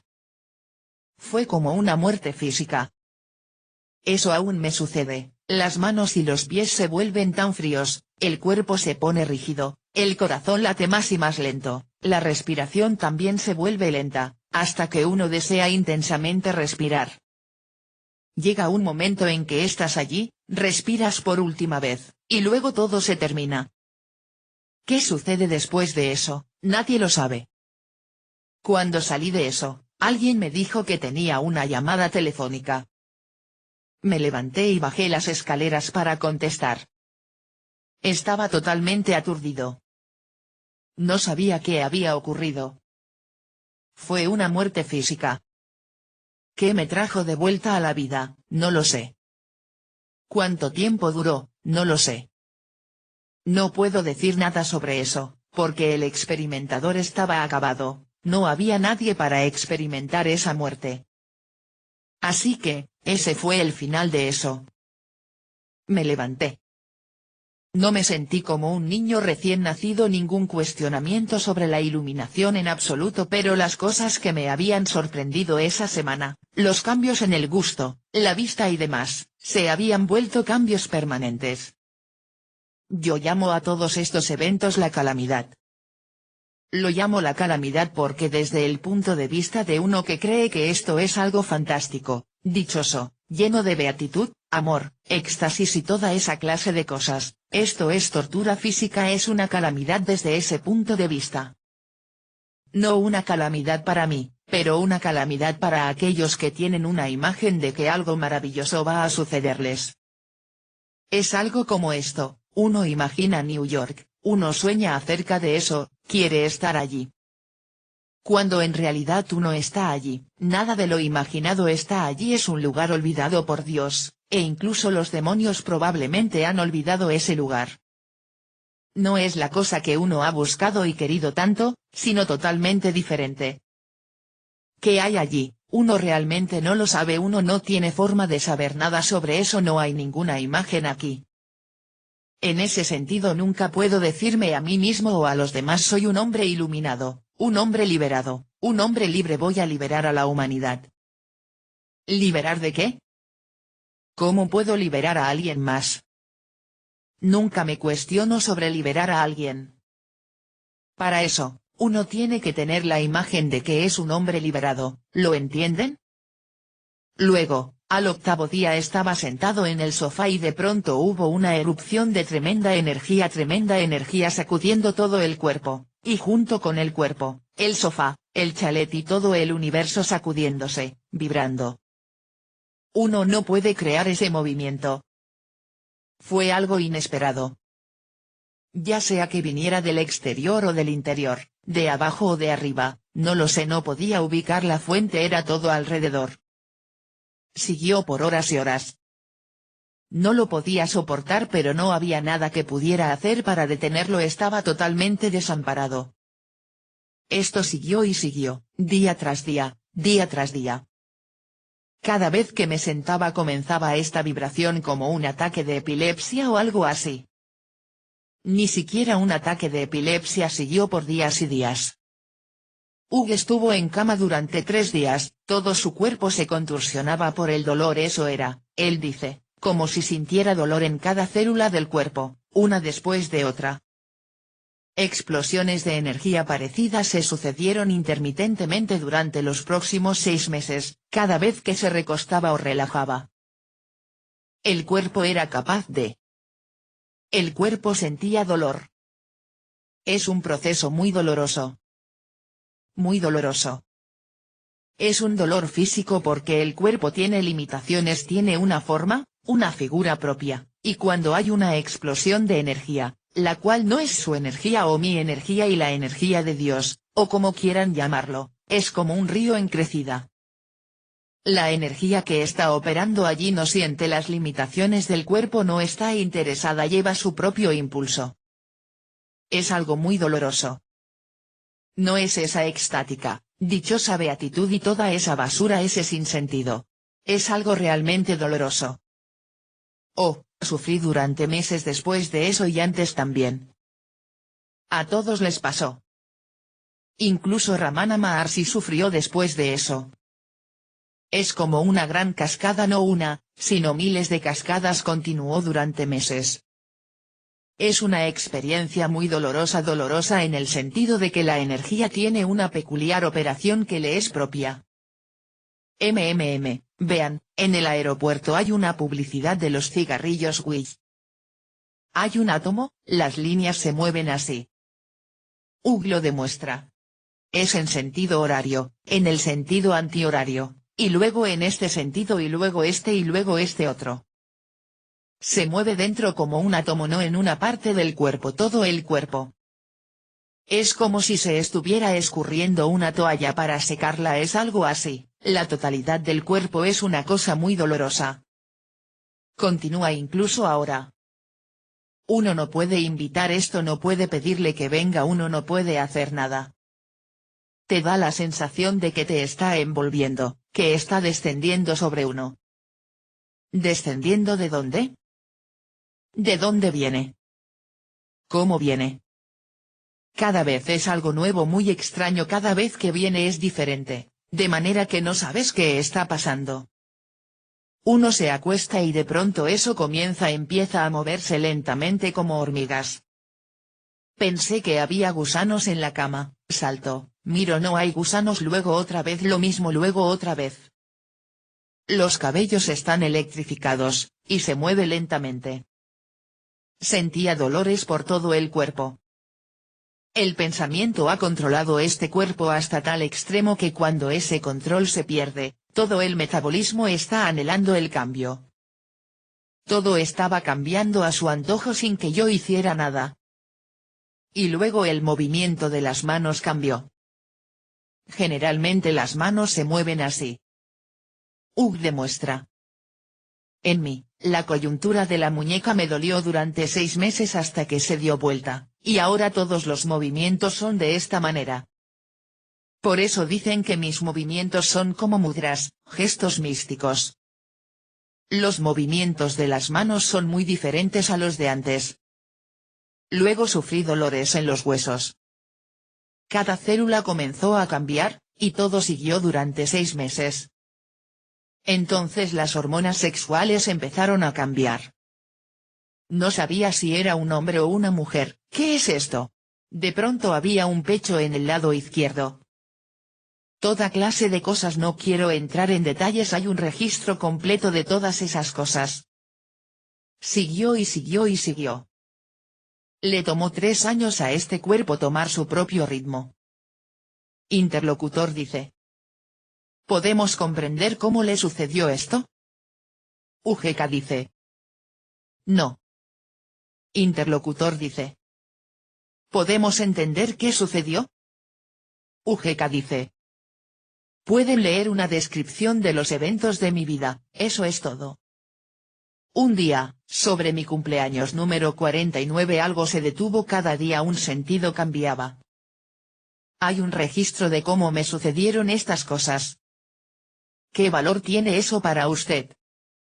No tiene ningún valor en absoluto. Por otro lado, es muy peligroso porque ustedes tratan de simular las manifestaciones exteriores. Las personas simulan esas cosas y creen que algo está pasando, eso es lo que esas personas hacen. Yo me comporté normalmente. No supe qué estaba pasando. Fue una situación extraña. No tiene sentido dejar ningún registro, las personas solo simularán esas cosas. El estado es algo natural. A lo largo de su torso, cuello y cabeza, en esos puntos que los religiosos indios llamaron chakras, sus amigos observaron hinchazones de varias formas y colores, que venían y se iban a intervalos. En el abdomen bajo las hinchazones eran horizontales, barras con forma de cilindro. Por encima del ombligo había una hinchazón dura, con forma de almendra. En el medio del pecho había una gran hinchazón azulada, con forma de medallón.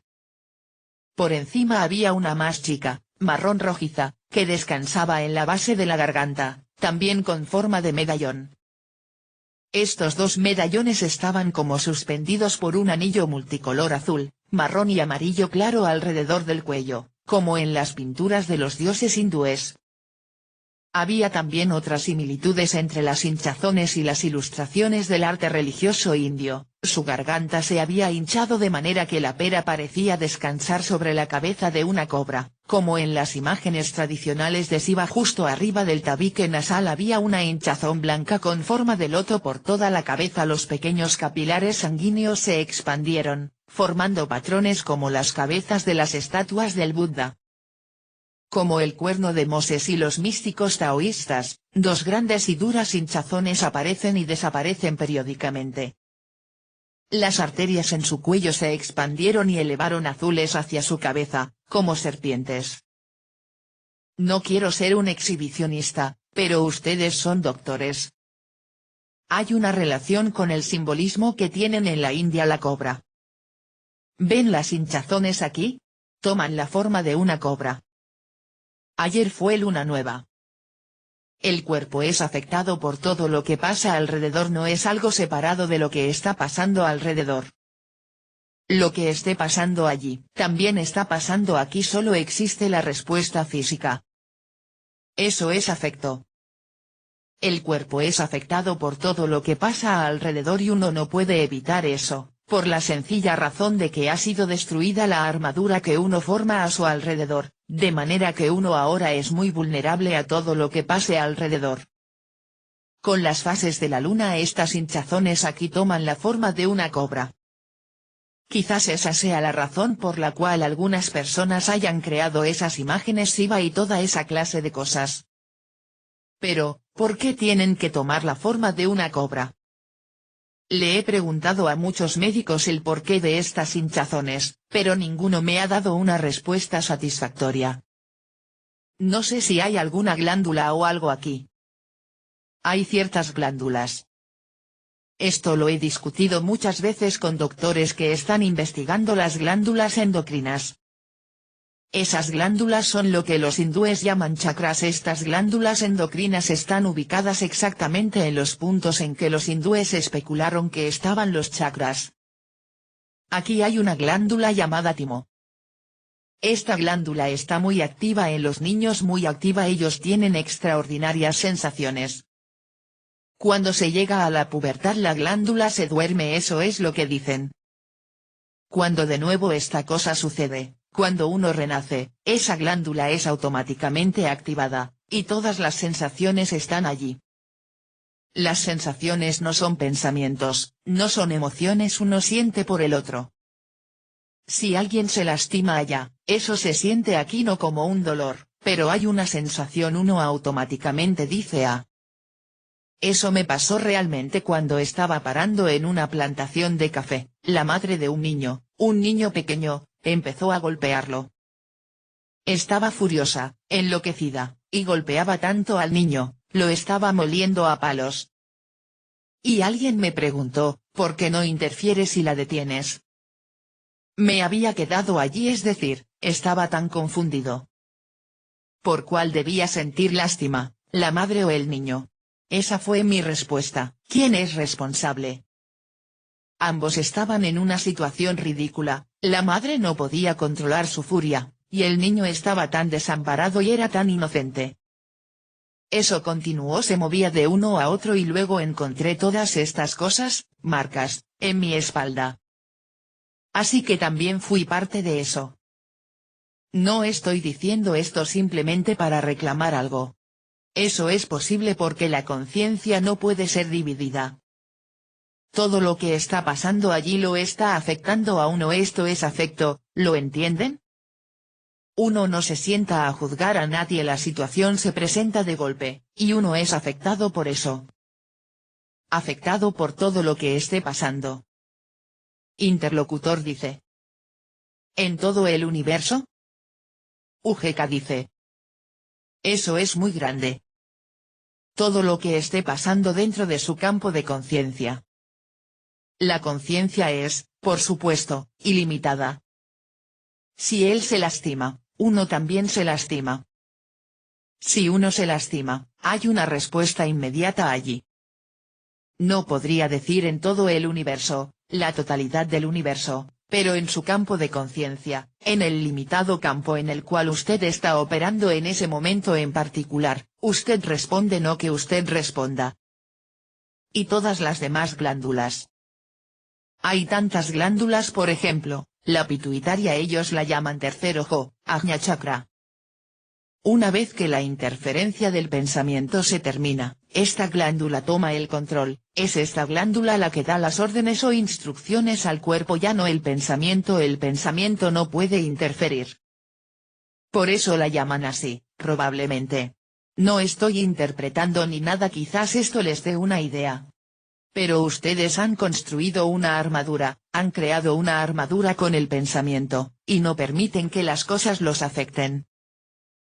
Como no hay nadie que utilice el pensamiento como un mecanismo de autoprotección, el pensamiento se consume solo. El pensamiento experimenta una combustión, una ionización, si puedo usar vuestro término científico. El pensamiento es, después de todo, vibración. Entonces, cuando esta clase de ionización del pensamiento sucede, se produce una sustancia como la ceniza, que a veces cubre todo el cuerpo. Cuando no hay necesidad de pensamientos, el cuerpo queda cubierto por eso. Cuando uno lo usa, ¿qué pasa con ese pensamiento? Se autoconsume, eso es energía, es una combustión. El cuerpo se calienta.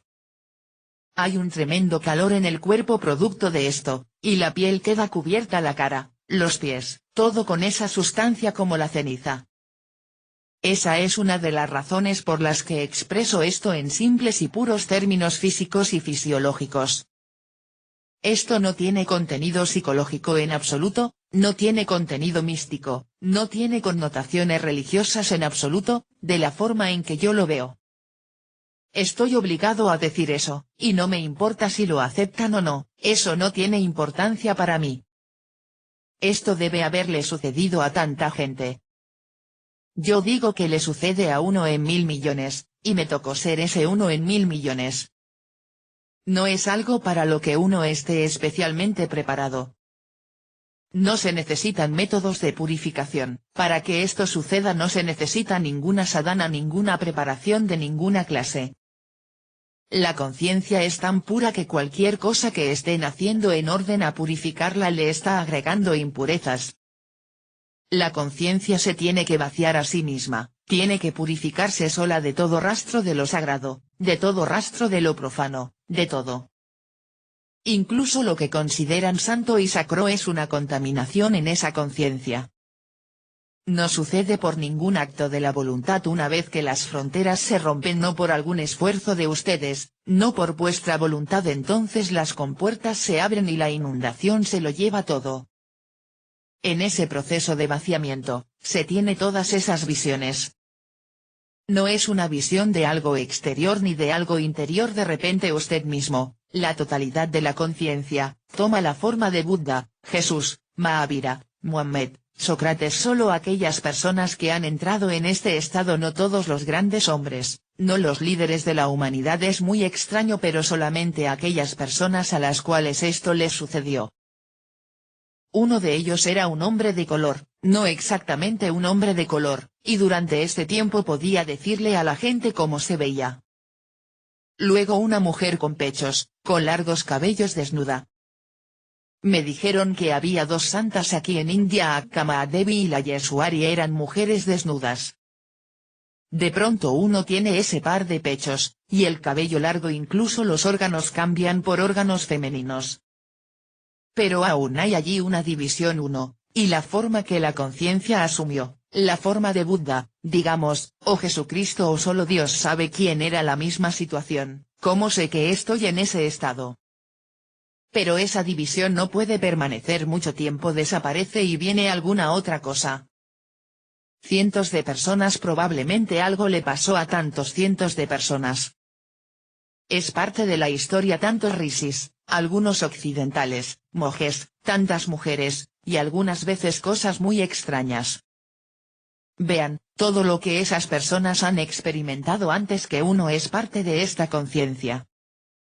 Yo uso la expresión los santos se van marchando. En la cristiandad tienen un himno cuando los santos vienen marchando.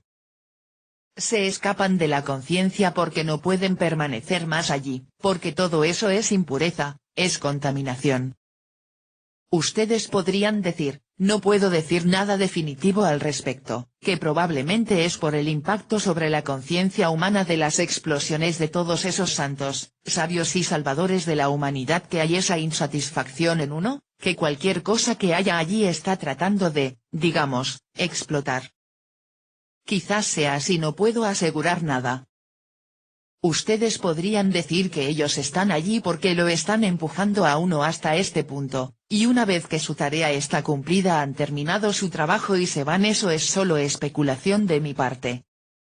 Pero este vaciamiento de todo lo bueno y lo malo, santo y diabólico, sagrado y profano debe suceder, de otra forma la conciencia está aún contaminada, aún impura. Durante ese tiempo esto siguió y siguió, hay cientos y miles de ellos. Luego, uno es devuelto a ese estado de conciencia primordial, primitivo. Una vez que se ha vuelto puro, de y por sí mismo, entonces nada puede tocarlo, nada puede volver a contaminarlo. Todo el pasado hasta ese punto está aún allí, pero ya no puede influir en las acciones nunca más. Todas esas visiones y lo demás continuó durante 3 años después de la calamidad. Ahora todo terminó. El estado dividido de la conciencia ya no puede funcionar, siempre está en el estado no dividido, nada puede alterar eso. Cualquier cosa puede suceder, el pensamiento puede ser un buen pensamiento, un mal pensamiento, el número telefónico de una prostituta londinense. Mientras vagaba en Londres, solía mirar esos números de teléfono escritos en los árboles. No estaba interesado en ir en pos de la prostituta, pero esas cosas, los números, me interesaban. No tenía ninguna otra cosa que hacer, no tenía libros que leer, nada que hacer salvo mirar esos números. Leo un número, luego aparece aquí, se repite por sí mismo. No importa lo que aparece, bueno, malo, sagrado, profano. ¿Quién está ahí para decir esto es bueno, eso es malo? Todo se terminó. Es por eso que tengo que usar la frase experiencia religiosa, no en el sentido en el que ustedes usan la palabra religión. Esto te devuelve al origen. Uno está nuevamente en ese estado primitivo, primordial y puro de la conciencia, llámenlo atención o como ustedes prefieran. En ese estado las cosas suceden, y no hay nadie que esté interesado, nadie que las esté observando. Vienen y se van por sí solas, como el torrente del Ganges, está el agua de las cloacas, los cuerpos medio quemados, cosas buenas y también malas de todo, pero el agua es siempre pura. La parte más extraña y desconcertante de todo el asunto fue cuando las actividades sensoriales comenzaron sus carreras independientes. No había coordinador enlazando los sentidos. De manera que tuvimos terribles problemas. Valentine tuvo que soportar todo el asunto. Salimos a caminar y yo miré una flor y le pregunté, ¿qué es eso? Y ella dijo, es una flor. Unos pasos más y encontramos una vaca, y le dije, ¿qué es eso?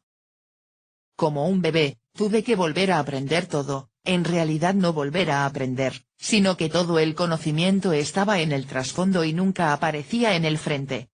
¿Qué es esta locura? Tengo que ponerlo en palabras, no que yo sintiera que estaba en un estado de locura.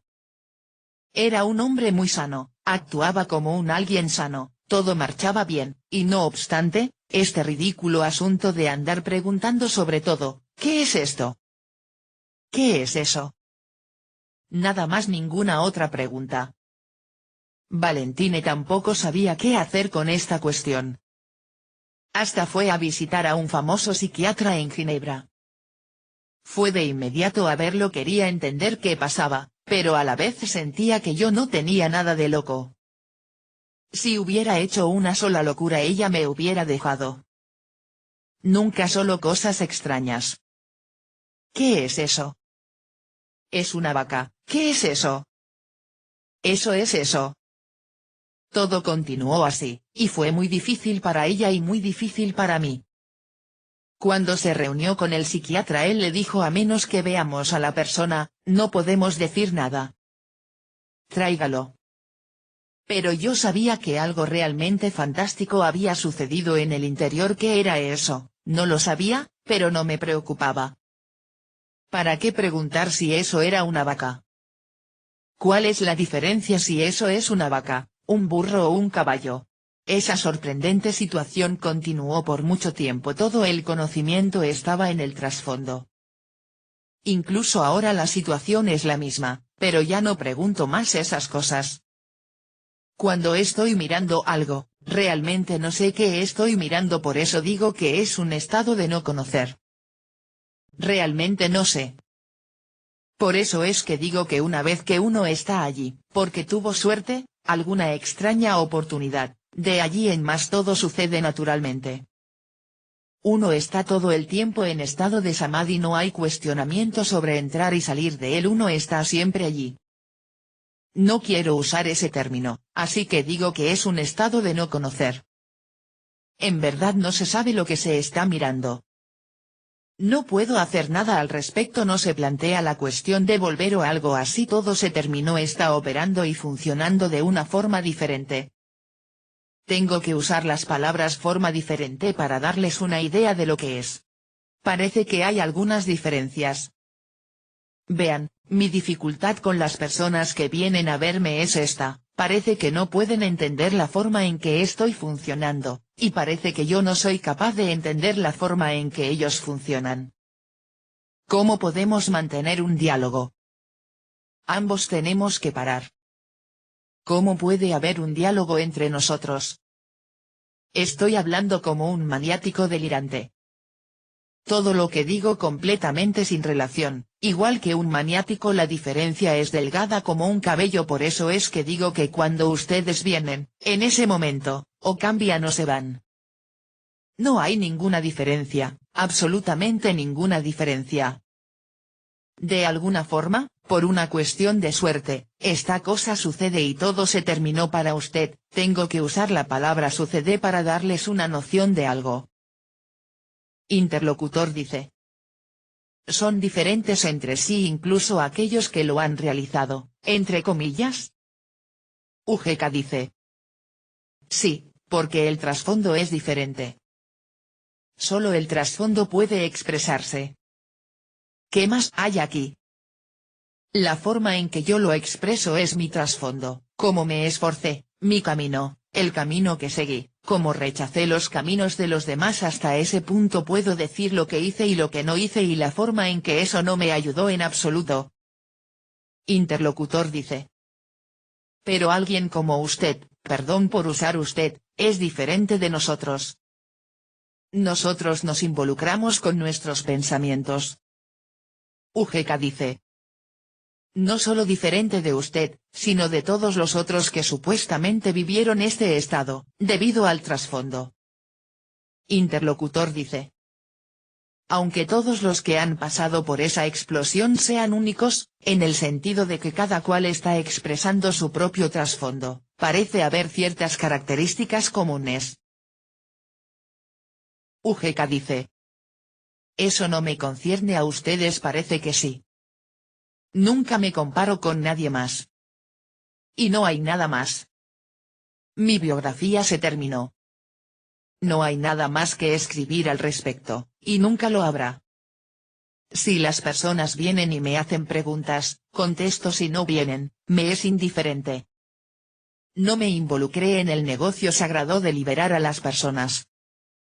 No tengo ningún mensaje especial para la humanidad, excepto decir que todos los sistemas sagrados para obtener la iluminación son tonterías, y que hablar de una mutación psicológica por medio de la atención es una estupidez.